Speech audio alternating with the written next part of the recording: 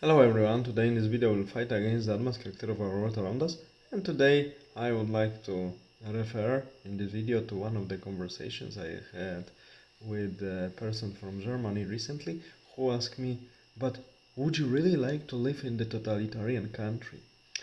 Well, I just ask as answer to a question I got from this person, I just asked to this person as follows. Don't we have already in European Union totalitarian countries?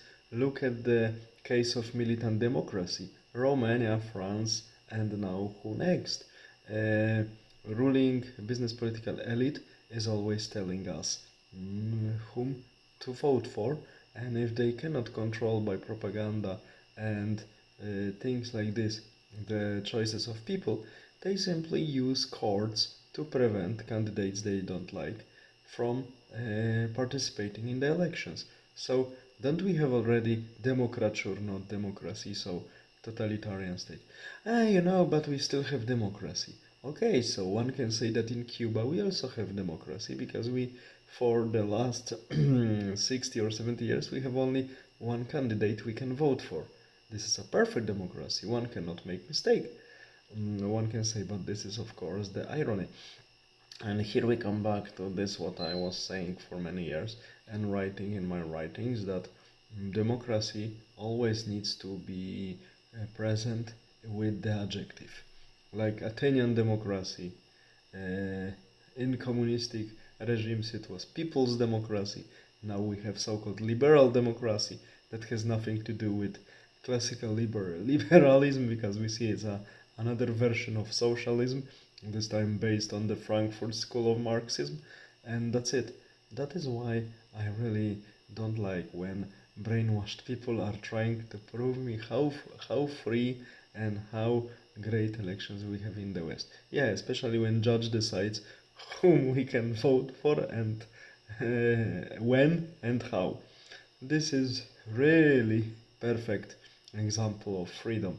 So we see that all political systems in which we need adjective to point at the system we are talking about, to indicate the system we are talking about, it means that every property of this political system is encoded within this adjective. And as I told you, there was Athenian democracy, which was actually oligarchy.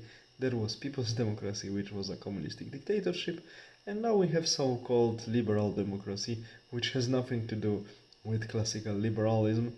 It's only misusing the term, which is actually empty nowadays. Because if someone tells me what does liberalism mean today, and this definition can be more or less concise and actually defined that one can say, yes, this is really liberalism, this is not, then I would award this person with huge prize. Because when we see at the political spectrum and parties using term liberal and look really at their program and what they do, we see that it has nothing to do with any liberalism. This word is simply empty.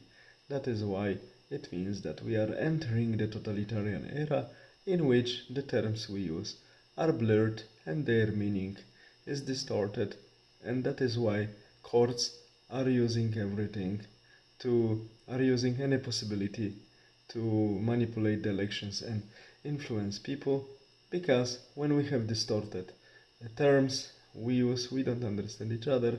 This opens many possibilities for judges and politicians to manipulate the reality, because everything is underdefined. All the best, have a nice day, bye.